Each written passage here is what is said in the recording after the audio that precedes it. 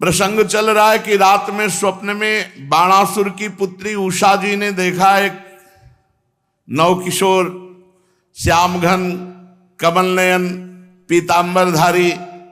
बस तो चित्त लुट गया उषा जी का। अब वो जगी और हा प्रीतम ऐसा पुकार उठी। तो सब सहेलियां पास थी, उन्होंने कहा बिना प्रीतम के प्रीतम कैसे पुकार उठी। संकुचित हो गई उषा जी। उनकी चित्रलेखा नाम की एक मित्र सखी थी जो योगिनी थी, आकाश मार्ग से चल सकती थी और जितनी रचना ब्रह्मा जी की है सबका चित्र बना सकती थी।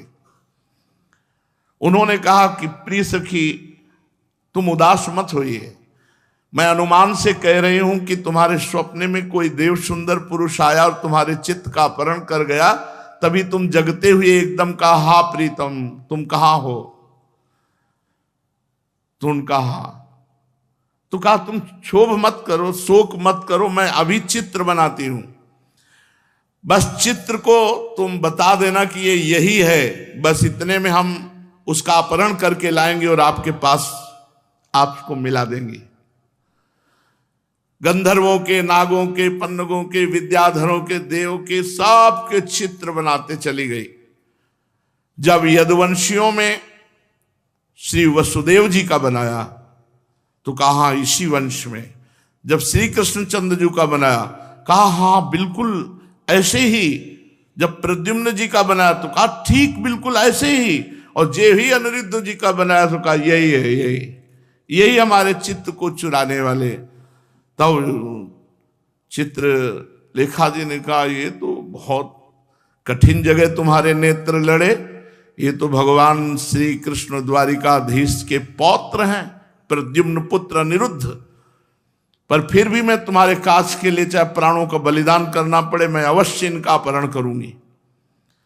आकाश मार्ग से चित्रलेखा जी द्वारिकापुरी पहुंची। वहां सुदर्शन चक्र, सुदर्शन जी से प्रार्थना की कि आप जानते हैं कि भगवान का ही ऐसा कोई विधान होगा कि उषा जी के स्वप्न में भगवान के पौत्र का दर्शन हुआ, तो आप थोड़ा साइड हो जाइए, हम अपहरण करते हैं अनिरुद्ध जी का।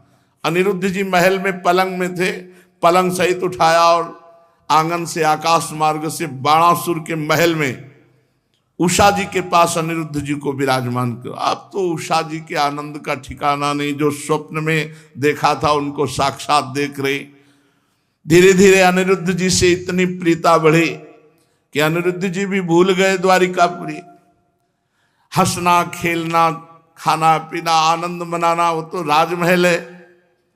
एक दिन उषा जी किसी कार्य से, तो जो वहां के वृद्ध सैनिक थे सुरक्षा में, तो वृद्ध ने देखा उषा जी को प्रसन्न मुद्रा में, तो कुछ ऐसे लक्षण भी देखे। उन्होंने जाकर के बाणासुर से कहा महाराज आपकी पुत्री का चरित्र दूषित हो चुका है, क्योंकि कुछ लक्षण ऐसे दिखाई देते हैं। बाणासुर ने कहा कि क्या चूक हो गई पहरे में? महाराज रात दिन ऐसा कड़ा पहरा है कि पक्षी भी प्रवेश नहीं कर सकता बिना आज्ञा के, फिर पुरुष की तो बात जाने दो।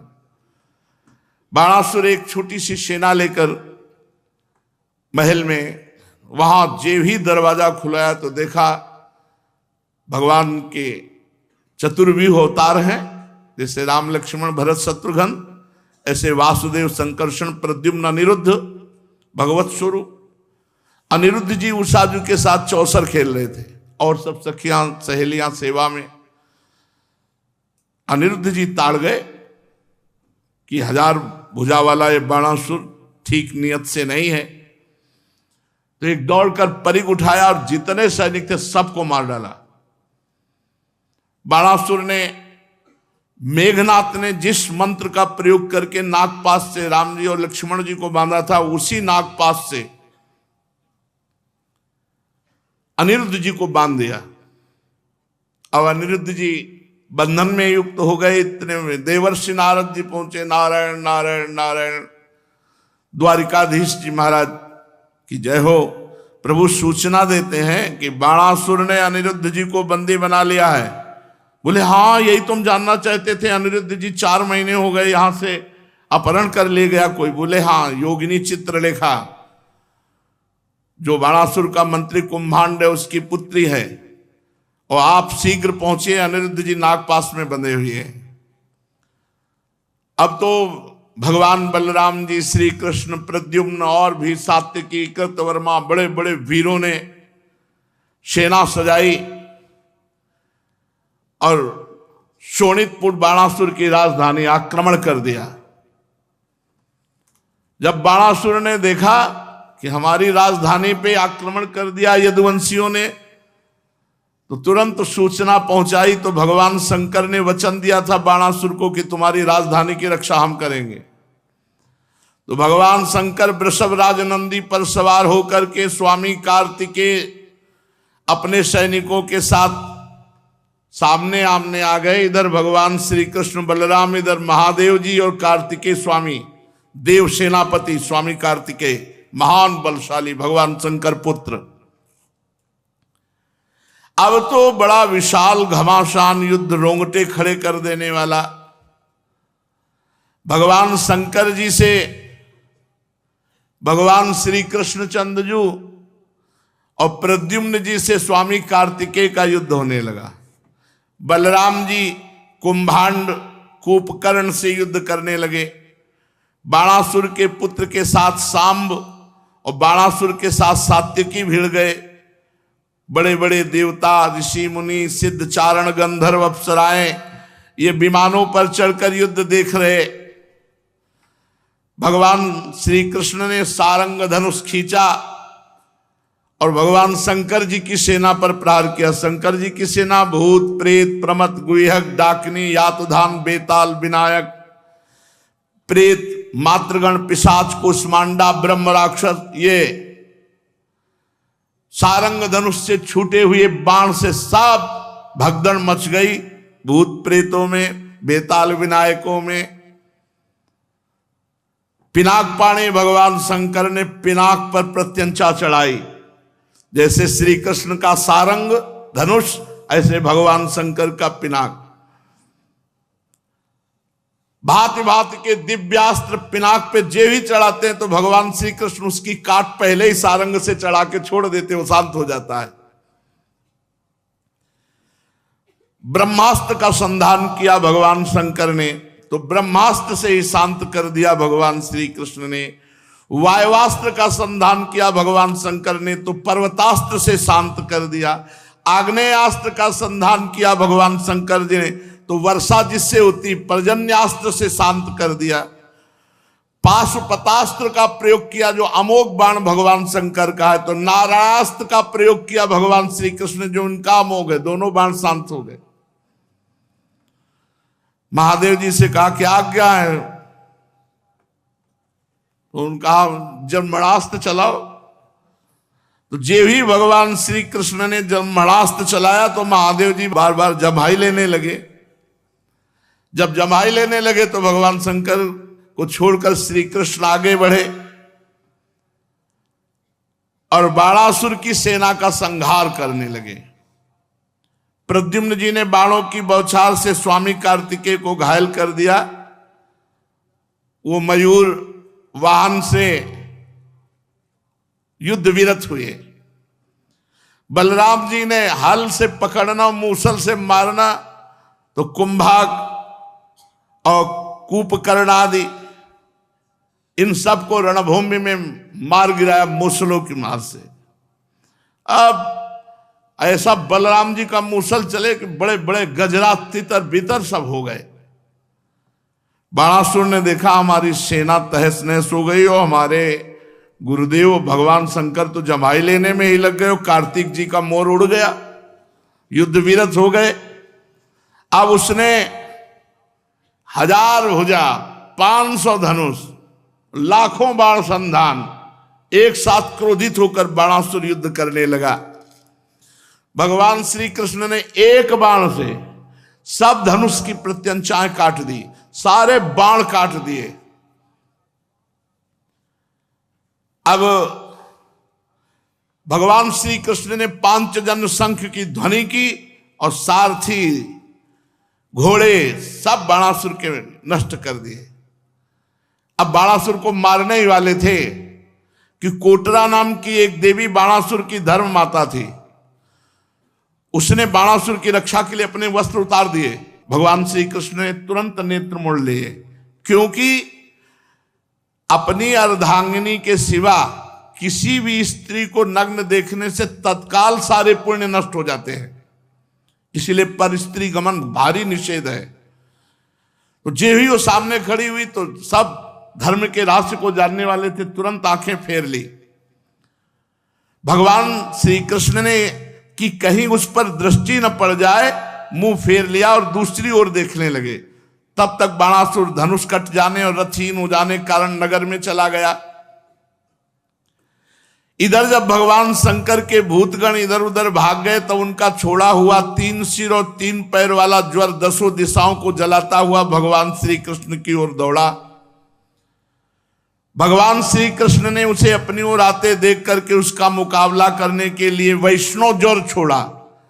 अब वैष्णव ज्वर और माहेश्वर ज्वर में आपस में युद्ध होने लगा। अंत में वैष्णव ज्वर के तेज से माहेश्वर ज्वर पीड़ित होकर चिल्लाने लगा और अत्यंत भयभीत हो गया। जब कहीं त्राण नहीं पाया तो नम्रता से हाथ जोड़कर भगवान श्री कृष्ण की शरण में गया और प्रार्थना करने लगा, नमामि त्वानंत शक्तिं परेशं सर्वात्मानं केवलं ज्ञप्ति मात्रं विश्वोत्पत्ति स्थान संरोध हेतुं यत्तद् ब्रह्म ब्रह्मलिंगम प्रशांतम। प्रभु हे श्री कृष्ण, आपकी शक्ति अनंत है। आप ब्रह्मादीश्वरों के भी परम महेश्वर हैं। आप सबके आत्मा और सर्वस्वरूप हैं। आप अद्वितीय केवल ज्ञान स्वरूप हैं।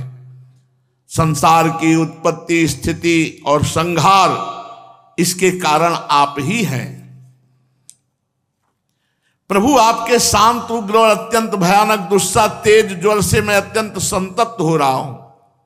भगवान, देहधारी जीवों को तभी तक ताप संताप रहता जब तक वे आशा के फंदों में फंसे रहने के कारण आपके चरण कमलों की शरण नहीं ग्रहण करते। प्रभु, मैंने आपकी शरण ग्रहण की, अब मुझे आपका वैष्णव ज्वर ताप न दे। तब भगवान श्री कृष्ण ने कहा, त्रिशरा माहेश्वर ज्वर से मैं तुम पर प्रसन्न हूं। अब तुम वैष्णव ज्वर से निर्भय हो जाओ। संसार में जो कोई हम दोनों का संवाद स्मरण करेगा उसे तुमसे कोई भय नहीं रह जाएगा। भगवान श्री कृष्ण के इस प्रकार कहने पर माहेश्वर ज्वर उन्हें प्रणाम करके चला गया। तब तक बाणासुर रथ पर सवार होकर भगवान श्री कृष्ण से युद्ध करने के लिए फिर आ गया। बाणासुर ने अपने 1000 हाथों में तरह तरह के हथियार ले रखे थे। अब अत्यंत क्रोध में भरकर चक्रपाणी भगवान श्री कृष्ण पर बाणों की वर्षा करने लगा। भगवान श्री कृष्ण ने देखा कि बाणासुर ऐसे नहीं मानेगा, तो सुदर्शन चक्र का स्मरण किया। स्मरण करते सुदर्शन चक्र हाथ में आ गए और आदेश किया, जाओ इसके अस्त्र शस्त्र और भुजाएं भी काट डालो। बस इतना ही आदेश। जितना आदेश होता है उतना सुदर्शन जी करते हैं। अस्त्र शस्त्र काट दिया और भुजाएं काट। जब चक्रधारी भगवान का चक्र, तो भगवान शंकर आ गए और कहा, त्वं ही ब्रह्म परम ज्योतिर गूढ़म ब्रह्मणि वाङ्मये यम पश्यन्त्यमलात्मान आकाशमिव केवलम। प्रभु, वेद मंत्रों में तात्पर्य रूप से छिपे हुए परम ज्योतिष स्वरूप पर ब्रह्म आप हैं। शुद्ध हृदय महात्मा गण आपके आकाश के समान सर्वव्यापक निर्विकार स्वरूप का साक्षात्कार करते हैं। हे समस्त भुवनों के पालक, आप सजाति विजाति स्वगत भेद से रहित एक अद्वितीय आदि पुरुष है। प्रभु, जैसे सूर्य अपनी छाया बादलों से ही ढक जाता है और उन बादलों तथा विभिन्न रूपों को प्रकाशित करता है, उसी प्रकार आप स्वयं प्रकाश हैं, परंतु गुणों के द्वारा मानो ढक से जाते हैं। इसीलिए कोई जल्दी देहाभिमानी आपको जान नहीं पाता। प्रभु, वास्तव में आप अनंत हैं। आपकी माया से मोहित होकर के लोग स्त्री पुत्र देह गेह में आसक्त हो जाते हैं, फिर दुख के अपार सागर में डूबने उतराने लगते हैं। संसार के मानवों को ये मनुष्य शरीर इसलिए आप कृपा करके देते हैं, इस मानव शरीर को पाकर इंद्रियों को वश में किया जाए और आपके चरण कमलों का आश्रय लेकर भजन किया जाए। जो मनुष्य शरीर प्राप्त करके आपका भजन नहीं करते, वो अपने आप को धोखे में डाल रहे हैं, अपने आप को धोखा दे रहे हैं। भगवान शंकर ने कहा, हे देव देव, ये बाणासुर मेरा कृपा पात्र है, सेवक है, और मैंने इसे अभय दान दिया है। तो प्रभु, जिस प्रकार इसके परदादा प्रहलाद जी पर आपका कृपा प्रसाद, वैसे इस पर भी कृपा प्रसाद होना चाहिए। भगवान ने सुदर्शन जी को रोक दिया, तब तक 4 भुजाएं बची थी। 1000 भुजाओं में 4 भुजाएं बची थी, सब काट दिए थे सुदर्शन जी ने। भगवान श्री कृष्ण ने कहा, महादेव जी, प्रभु, मैंने वही किया जो आप चाहते थे। आप जैसा चाहते थे वैसे ही मैंने कर दिया है, अपनी तरफ से कुछ नहीं किया। आपका सेवक है, आप जितना चाहते, 4 भुजाएं हैं इसके, अब मैं इसे निर्भय कर देता हूं। मैं जानता हूं कि बाणासुर दैत्यराज बलि का पुत्र है, इसलिए इसका वध तो कर ही नहीं सकता, क्योंकि मैंने प्रहलाद जी को वर दिया था कि तुम्हारे वंश में पैदा होने वाले किसी दैत्य का आज के बाद कभी वध नहीं करूंगा। इसका घमंड चूर करने के लिए मैंने इसकी भुजाएं काट दी। इसकी बहुत बड़ी सेना पृथ्वी के लिए भार हो रही थी, इसलिए मैंने उसका संहार कर दिया। अब इसकी 4 भुजाएं बच रही, ये अजर अमर बनी रहेंगी। ये बाणासुर आपके पार्षदों में मुख्य होगा। अब इसको किसी से किसी प्रकार भय नहीं होगा। जब बाणासुर ने यह सुना कि मैं निर्भय कर दिया गया हूं, तब आया और भगवान श्री कृष्ण के चरणों में माथा टेका और कहा, प्रभु, अब आप चिंता न करें।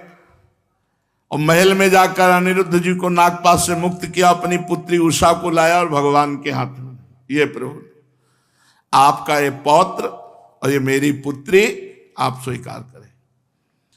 महादेव जी ने भी सम्मति की। वस्त्रालंकार से विभूषित उषा और अनिरुद्ध जी एक अक्षौणी सेना के साथ द्वारिका के लिए प्रस्थान किया। द्वारिका सजाई गई, अनिरुद्ध जी और उषा जी का ब्याह हुआ। जो अनिरुद्ध जी उषा जी के मिलन को, भगवान शंकर और श्री कृष्णचंद्र जी के युद्ध को, इस गाथा को प्रातः काल सुनेगा तो वो किसी भी मार्ग में पराजित नहीं होगा, वो विजय को प्राप्त होगा और उसके पाप नष्ट हो जाएंगे।